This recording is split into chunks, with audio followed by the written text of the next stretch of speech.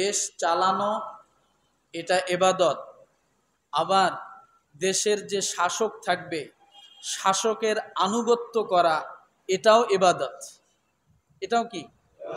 এটাও কি সূরা আলে ইমরান আয়াত নাম্বার সম্ভবত 60-এর পরে এই বিষয়টা আছে।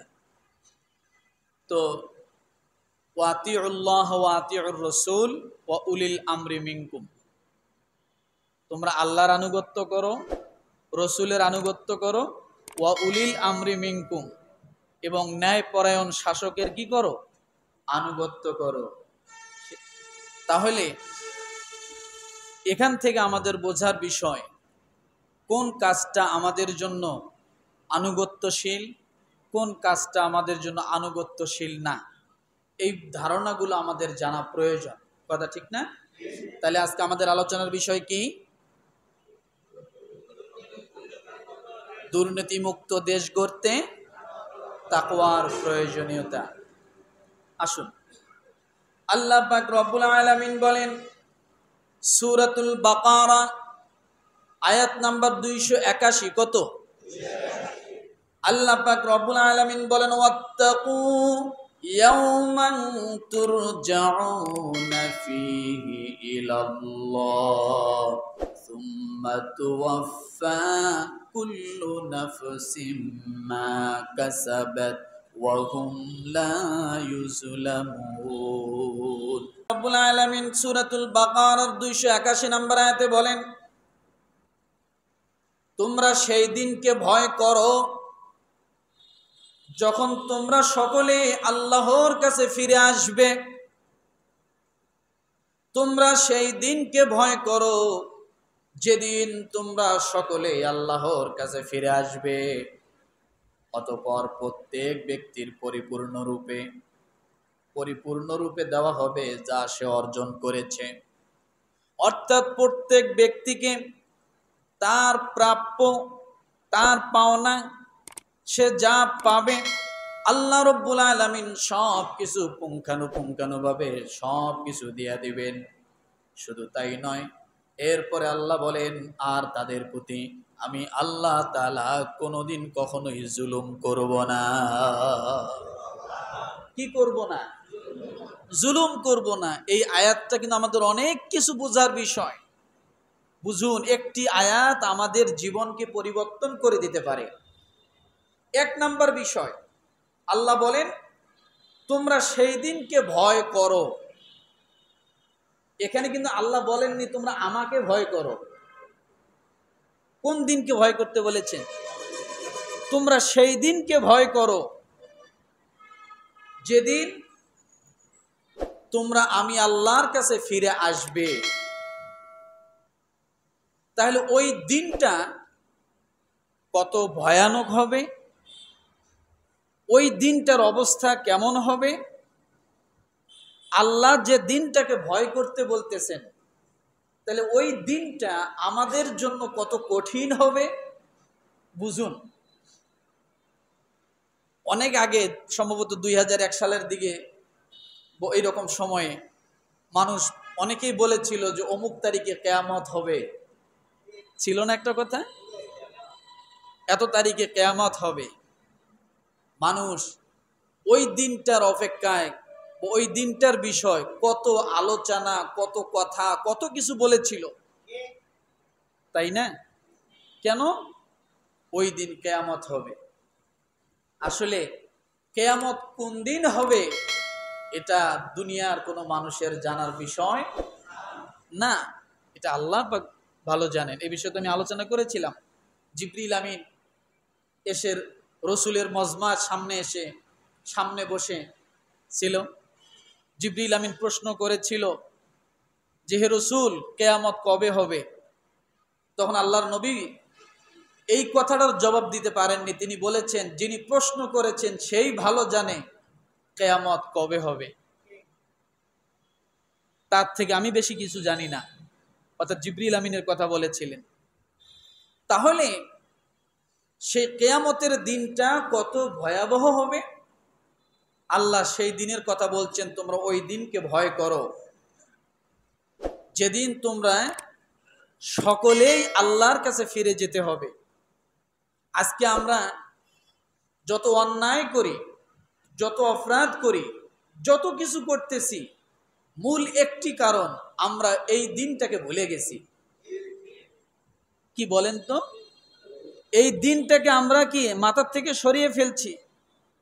শুধু তাই নয়, মানুষ মারা যাবে এ কথাটাও মানুষ ভুলে যায়। এ কথাটাও কি? এ কথাটাও মানুষ ভুলে যায়, যার কারণে যত অনাচার, বেবিচার, যত খারাপ, যত জুলুম, এগুলা চলতে থাকে। কথা ঠিক না? এই জন্য আল্লাহ তাআলা বললেন, তোমরা ওই দিনটাকে ভয় করো যেদিন তোমরা সকলেই আমার কাছে ফিরে আসবে। তাহলে বোঝা গেল আমরা আল্লাহর কাছে একদিন ফিরে যাব। মনে রাখেন, তাহলে দুইটা কথা, একটা হলো ভয়, আরেকটা কি? আল্লাহর কাছে ফিরে যাওয়া। এরপরে রব্বুল আলামিন বলেন, অতঃপর সুম্মা তুওয়াফা কুল্লু নাফসিম মা কাসাবাত ওয়া হুম লা ইউজলামুন। আল্লাহ বলেন, অতঃপর প্রত্যেক ব্যক্তিকে পরিপূর্ণরূপে দেওয়া হবে যা সে অর্জন করেছে। সব কিছু প্রত্যেক ব্যক্তিকে পরিপূর্ণভাবে দেওয়া হবে।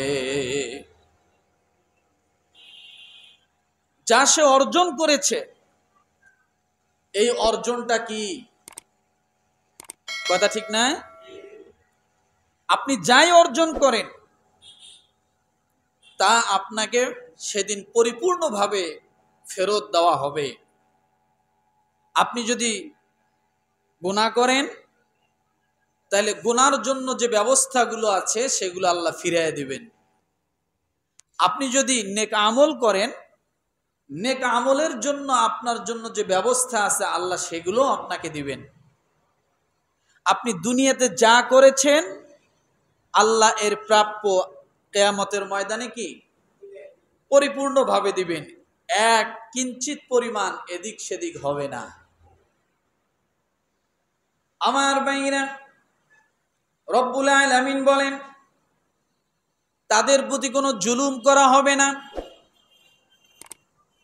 লা ইউকাল্লিফুল্লাহু নাফসান ইল্লা বুসআহা লাহা মা কাসাবাত ওয়া আলাইহা মাকতাসাবাত।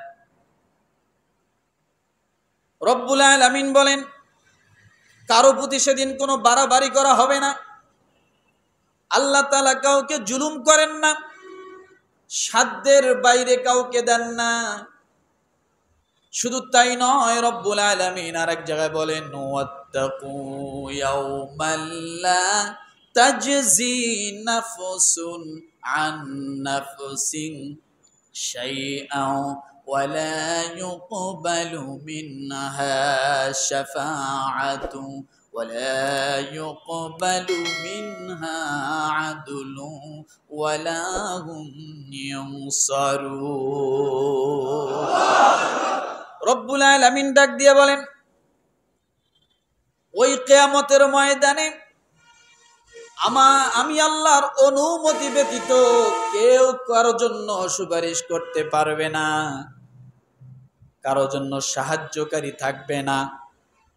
কিয়ামতের ময়দানটা কেমন হবে, মানুষের অবস্থা কেমন হবে?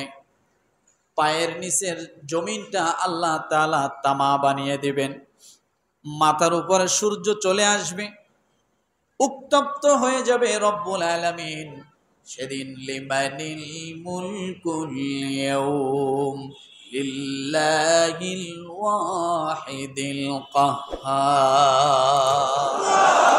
আল্লাহ বলবেন, আজকে রাজত্বের মালিক কে? আজকে কে আছে আমার সামনে কথা বলার মতো, দাঁড়ানোর মতো? কে আছে? সেদিন কাউকে খুঁজে পাওয়া যাবে না। সেদিন কাহ্হার হয়ে আল্লাহ তাআলা বিচারের আসনে বসে যাবেন। তাহলে এখান থেকে বোঝা গেল কিয়ামতের মাত্রা, কিয়ামতের দিনটা অনেক ভয়াবহ হবে। কি হবে বলেন তো? অনেক ভয়াবহ হবে। শুধু তাই নয়, সমস্ত নবীরা ভয় পেয়ে যাবে, সমস্ত নবীরা ভয় পেয়ে যাবে, কিন্তু রব্বুল আলামিন নবীদেরকে ভয়ের বাস্তবায়ন করবে না।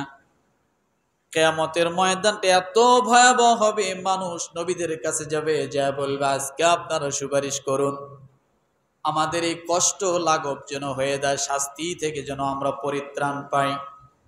সেদিন মূসা, ঈসা, ইব্রাহিম আলাইহিস সালাম সহ বড় বড় নবীরা বলবে আজকে আমরা কেউ আল্লাহর সামনে দাঁড়াতে পারবো না। কি করতে পারবো না? কেউ দাঁড়াতে পারবো না। তাহলে নবীদের অবস্থা যদি এই হয়, আমাদের কোনো সিরিয়াল আছে সেখানে? কথা বলেন। আমাদের কোনো সিরিয়াল নাই, কোনো সিরিয়াল নাই। আমাদের অবস্থা কি হবে যদি আল্লাহ আমাদের প্রতি দয়া না করেন, নেক নজর করে আমাদের দিকে যদি আল্লাহ তাআলা না তাকান, আমরা সেদিন ব্লিন হয়ে যাব, শেষ হয়ে যাব।